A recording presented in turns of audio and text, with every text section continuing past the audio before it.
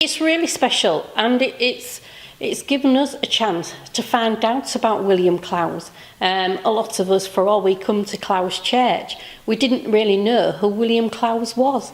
So it's been nice that we've been able to find out about his history and the legacy that he's left the people and Methodism. And if there's one thing he achieved, besides setting up a church against the odds, what was it? What was so special about him and what he did? Well, he was a normal man. When he first came to Hull, he was actually hounded out. He was press-ganged, and it was a bit of a jack, the lad.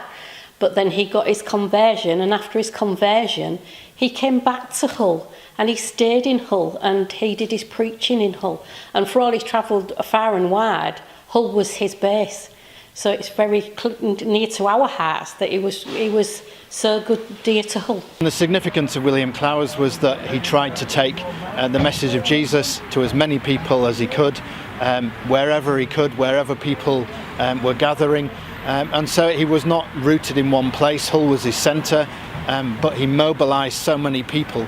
And that for me is the real key, is that people were motivated to go out and just share the story.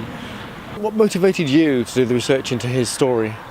I have a personal connection to this church. It's my earliest memory of church. My parents brought me here when I was a 3-year-old, and then I had the good fortune to come back here as minister, and just to hear this person talked about, and I thought, I need to find out more, because it kind of feels the personal connection. So it was a personal journey, really.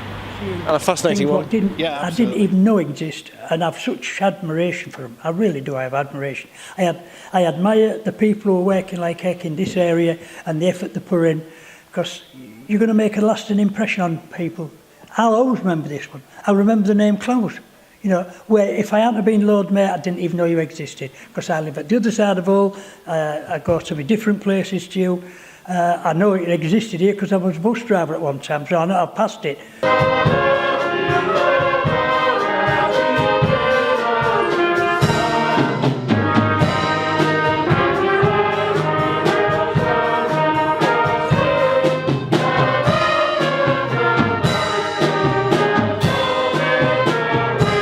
In June, we're actually having a camp meeting, trying to recreate one of the meetings that William Clowes would have had 2,000 years ago.